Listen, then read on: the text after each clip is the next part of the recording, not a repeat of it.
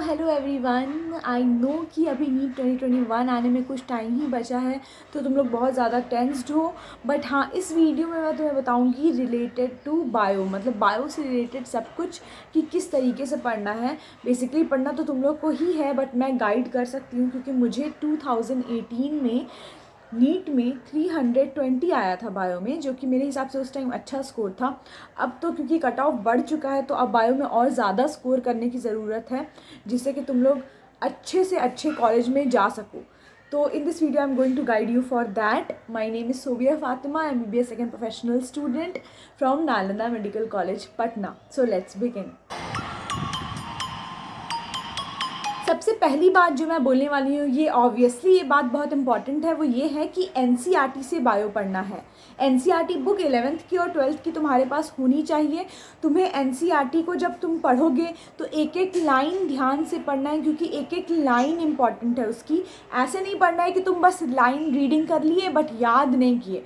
तुम्हें एक एक लाइन पढ़नी है और हमेशा पढ़ते रहना है। NCERT के अलावा स्टार्टिंग में बहुत से स्टूडेंट्स पूछते हैं कि मॉड्यूल या ये सब कुछ नहीं, स्टार्टिंग करनी है सिर्फ NCERT से, बायो में स्पेशली। अब मुझसे तुम लोग पूछोगे कि कैसे NCERT पढ़ें, ऐसा कैसे पढ़ें कि याद हो जाए, क्योंकि उसमें बहुत सारे ऐसे लाइन्स रहते हैं कि याद नहीं होती है। तो सेकंड पॉइंट मैं ये बताना चाहूँगी कि मैंने कैसे किया था। मैं हर दिन 2 चैप्टर पढ़ती थी, रीडिंग करती थी। मैं हर दिन 2 चैप्टर रीडिंग करती थी बायो की, NCERT की, और ट्राई करती थी कि उसमें से कोई एक चैप्टर एकदम अच्छे से लर्न हो जाए, मतलब एकदम बाय हार्ट लर्न हो जाए। तो 2 चैप्टर रीडिंग हर दिन करो और उसमें से ट्राई करो कि एक चैप्टर जो है वो पूरा अच्छे से रीड कर लो पूरी तरीके से।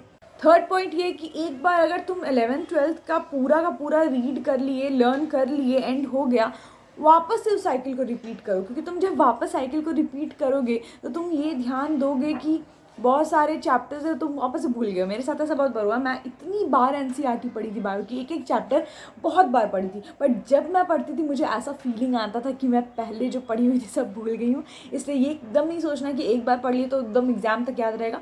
एक बार कंप्लीट किया साइकिल, दोबारा स्टार्ट करो। एक बार जो पहली बार पढ़ी तो उस टाइम जो तुम्हें लगे कि बहुत ज़्यादा इंपॉर्टेंट है लाइन या कोई एग्जाम्पल्स है जो तुम्हें याद ही रहने चाहिए, जिनसे क्वेश्चन ज़्यादा आते हैं, उन्हें हाईलाइट कर लो।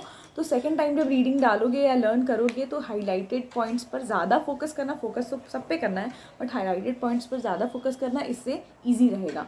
फोर्थ चीज़ जो बहुत इंपॉर्टेंट है वो ये है कि क्वेश्चंस भी सॉल्व करने हैं, बस तुम्हें पढ़ते नहीं जाना है। रीडिंग बस करोगे तो क्वेश्चन कैसा आता है।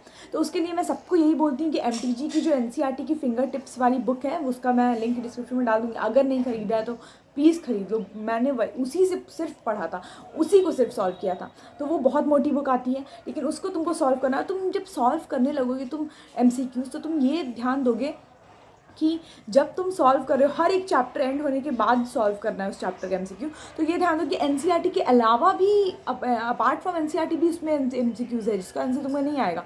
तो उन सारे MCQs को टिक कर लो या फिर उन सारे MCQs को मार्क कर लो, और पीछे उन MCQs का आंसर और डिस्क्रिप्शन दिया रहता है बुक में, उसको देखो। तो जो अपार्ट फ्रॉम NCERT वाली चीज़ है कि एक्स्ट्रा क्वेश्चन क्या आ सकता है, वो तुम्हें ऑलरेडी उस बुक में रहेगा कुछ क्वेश्चन जिसका आंसर तुम पीछे देख के समझ सकते हो कि क्यों है, मतलब कैसे वो आंसर बना है।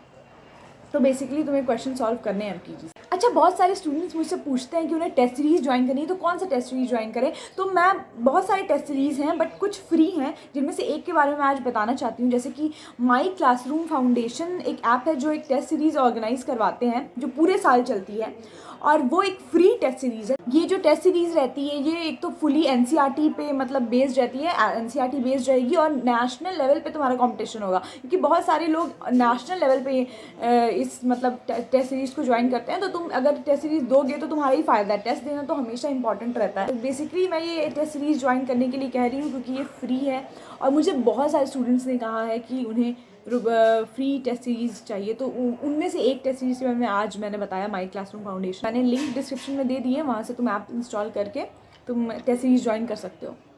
अब आगे बढ़ते हैं। फिफ्थ पॉइंट ये है कि अगर तुम चाहते हो कि बायो के नोट्स बनाओ तो तुम बना सकते हो। मैं अपना पर्सनल कहूँ तो मैंने नोट्स नहीं बनाए थे बायो के। मैं NCERT से ही पढ़ती थी, बार बार पढ़ती थी, हाईलाइट करती थी और उसी को पढ़ती थी। मतलब मुझे ऐसा फीलिंग नहीं आया था, ऐसा ज़रूरत या नीड महसूस नहीं हुई थी कि मैं नोट्स बनाओ, क्योंकि जब एग्ज़ाम में आया मैंने बायो देखा, सबसे पहले मैंने बायो स्टार्ट किया था एग्जाम में, तो जो क्वेश्चन आए थे मुझे बहुत अच्छा फील हो रहा था, मुझे ऐसा लग रहा था कि ये तो मैंने पढ़ा, ये तो मैंने पढ़ा, ये तो डायरेक्ट एनसीईआरटी की लाइन है।